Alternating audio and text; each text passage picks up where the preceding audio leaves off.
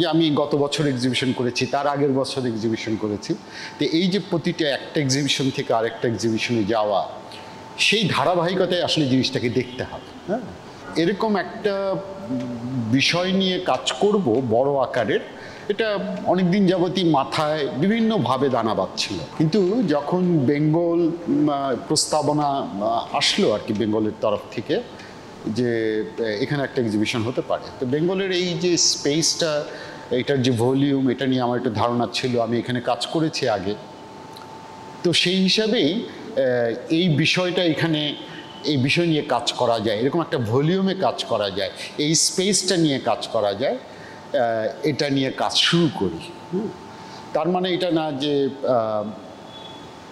শুধু কাজটা এইটার জন্যই তৈরি হয়েছে। এই কাজটা হওয়ার পিছনেও আমি অ্যাজ এ একাডেমিতে পেইন্টার হিসাবে এডুকেটেড, কিন্তু বিভিন্ন মিডিয়াতে কাজ করতে পছন্দ করি এবং বিভিন্ন রকম এক্সিবিশন করেছি। তো এবং সেটা 2 ডাইমেনশন থেকে 3 ডাইমেনশনাল, কখনো একেবারেই ডিজিটাল এক্সিবিশন যেটাতে কোনো উপাদান নেই, টোটালটাই ডিজিটাল, এই ধরনের এক্সিবিশনও করেছি। তো এইরকমই আমি মনে করি যে এটা একটা ধারাবাহিকতা। হ্যাঁ, যে আমি যখন তাদের প্রস্তাবনাটা আমি মেনে নিই, তখন এই স্পেসটা নিয়ে ভাবতে থাকি, এটার ভলিউমটা নিয়ে ভাবতে পারি, এবং সাথে সাথে এর আগে পরে যে কাজগুলো করেছি সেগুলোর মধ্যে দিয়ে এবং পড়াশোনা এবং কিছু চিন্তা ভাবনা, এইভাবে আসলে ধারণাটা তৈরি হয়েছে যে হ্যাঁ, এরকম একটা বিষয় নিয়ে এখানে আমি আপাতত এই বিষয়টা নিয়ে আমি ভাবছি, এবং সেটা নিয়ে এক্সিবিশনটা।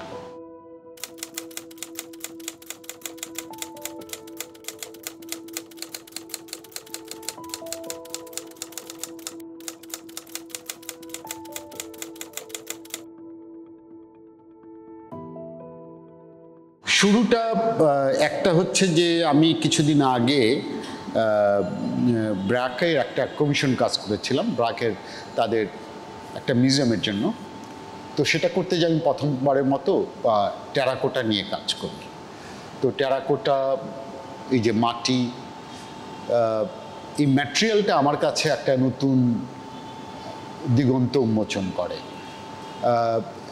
তো এই ম্যাটেরিয়ালটা নিয়ে যখন কাজ করা শুরু করি এবং এটার যে পসিবিলিটি, এগুলো নিয়ে কিছু ধারণা তখন ভিতরে আসতে থাকে যে আসলে এই অঞ্চলটা কেমন। এই যে মাটির একটা খুবই বিশেষত্ব, যে নরম মাটি, জলজ মাটি, এবং এই মাটিটার মধ্যে পাড়া দিলে এটা বেড়ে যায়, এটা একটা ফুটপ্রিন্ট রেখে যায়। আবার জোয়ার ভাটার যে ব্যাপারটা আছে, জোয়ার আসে এবং ভাটা সব কিছুকে নিয়ে যায়, আবার নতুনভাবে তৈরি করতে হয়। তো এই যে মাটিটা, এটা কিভাবে এই অঞ্চলের মানুষের চিন্তা ভাবনা, মনন গঠন, তাদের এইসব কী ধরনের ভূমিকা রাখে।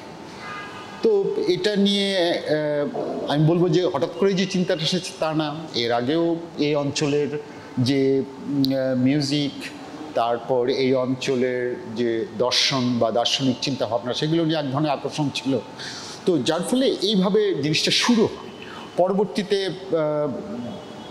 নৌকা একটা একটা এলিমেন্ট যেখানে আমি ব্যবহার করেছি, এটা নিয়েও আমার খুব চিন্তাভাবনা অনেক আগের থেকেই ছিল। যদিও আমার তো মনে হয় যে বাংলাদেশে এমন কোনো আর্টিস্ট নেই যে একবার নৌকা আঁকেনি। হ্যাঁ, কিন্তু একটা এই নৌকার যে একটা বডি, একটা শরীর, এবং এই শরীরটা এই অঞ্চলে মানুষ কীভাবে দেখছে, তার নিজের শরীরের সাথে সম্পর্ক রেখে, নৌকার কথা আসলে অবশ্যই পানির কথা আসে, জলের কথা আসে। তো এই যে এই অঞ্চলের মানুষ, তার যে শরীর, এবং এই শরীরের রূপক হিসেবে নৌকাটার যে ব্যবহার আমাদের লিটারেচারে, আমাদের গানে, মিউজিকে, এটাও আমাকে খুব কি বলবো, আমার কাছে খুব ইন্টারেস্টিং মনে হয়েছে আর কি জিনিসটা। তো সেই হিসাবে আমি নৌকাটা নেই, যে এই নৌকা আমি যখন এই ট্যুরে যেতাম তখন এই বিভিন্ন জায়গায় ফেলে রাখা নৌকার যে শরীর, এর একটা বিশাল নৌকা কিন্তু পানির মধ্যে যেভাবে দোলে, এই জিনিসগুলো সব কিছু মিলে নৌকার এই বডিটা নিয়ে আমার খুব ইন্টারেস্ট ছিল। তো আমি দেখলাম যে এই অঞ্চলের মানুষের একটা দীর্ঘ অভিজ্ঞতা আছে এই নৌকার বডিটাকে নিয়ে। এটা একটা খুবই জটিল একটা টেকনোলজি, তারা খুব অনেক প্রাচীন অবস্থায় তৈরি করছে। তো এই নৌকা নিয়ে অনেক রিচুয়াল আছে, নৌকা নিয়ে অনেক গান আছে, রূপক আছে, সাহিত্য আছে।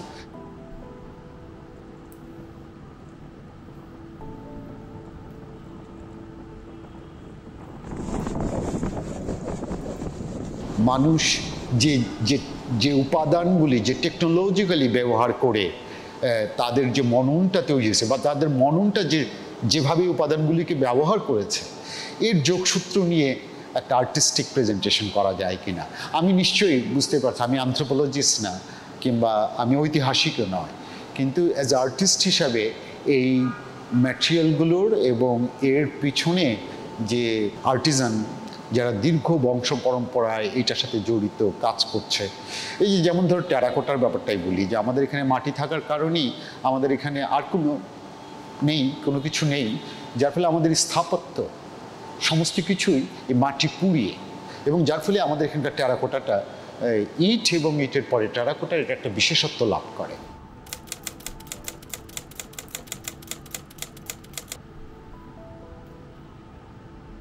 এই নৌকা নিয়ে যখন ভাবতেছি তখন আসলে যেখানেই গেছি না কেন নৌকার খুঁজেছি আর কি, যে কোথায় নৌকা বানায়, কোথায় নৌকা ফেলে দেওয়া নৌকা কোথায় আছে ইত্যাদি।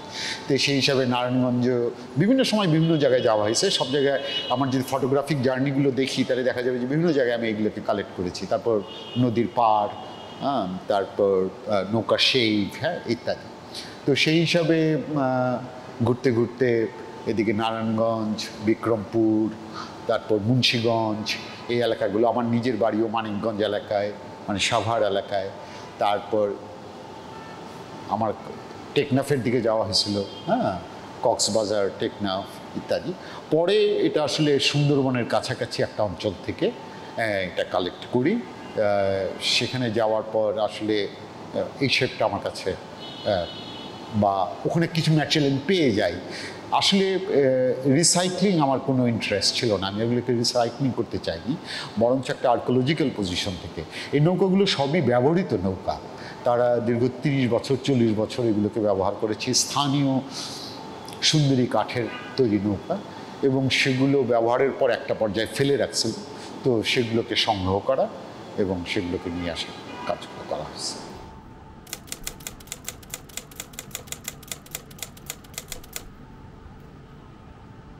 কিউরেটিং আমি বলবো যেটা নিয়ে দীর্ঘদিন ভাবছি, সুতরাং এটা আর কিউরেটিং বলবো না, কিন্তু এই এক্সিবিশন প্ল্যানটা, হ্যাঁ, এটা নিয়ে আমার খুব ঘনিষ্ঠ বন্ধুবান্ধবের সাথে এগুলো নিয়ে কথাবার্তা বরাবর হয়েছে, যে এরকম একটা কাজ করতে চাই, কি করতে চাই। তো সেখানে আমার এখন সবচেয়ে যে কাছে আমার একসাথে কাজ করি আমার জুনিয়র বন্ধু অমিতাভ ছিল। তো অমিতাভের আমি বলবো যে অমিতাভ যদি আমাকে সাহস না দিত তাহলে এরকম একটা বড় প্রজেক্ট হাতে নিতাম না।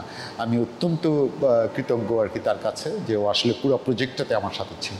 তাছাড়া আমার 2-1 আর্কিটেক্ট বন্ধুবান্ধব আছে, তাদের সাথেও যেহেতু এই কাজটার সাথে আর্কিটেকচারের আমার যে আর্কিটেকচার এক্সপিরিয়েন্সের একটা বিশেষ সম্পর্ক আছে, আমি খুব স্বাচ্ছন্দ্য বোধ করি, সেই হিসাবে তাদের সাথেও মতামত হয়েছে।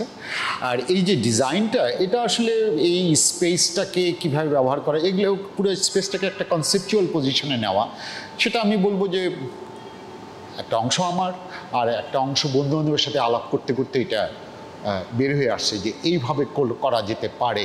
আমি যে জিনিসটা চিন্তা করছি এটার ভিজুয়াল কি বলবো, দৃশ্যগত উপস্থাপনা এইভাবে সাজানো যেতে পারে। তো এইভাবেই আজকের এই পজিশনে এসে দাঁড়াইছে। আসলে একটা ধারণা থেকে তো একটা কাজ শুরু করেছি, একটা ছিল একটা চিন্তার মধ্যে যে আমি এই জিনিসগুলো চাই।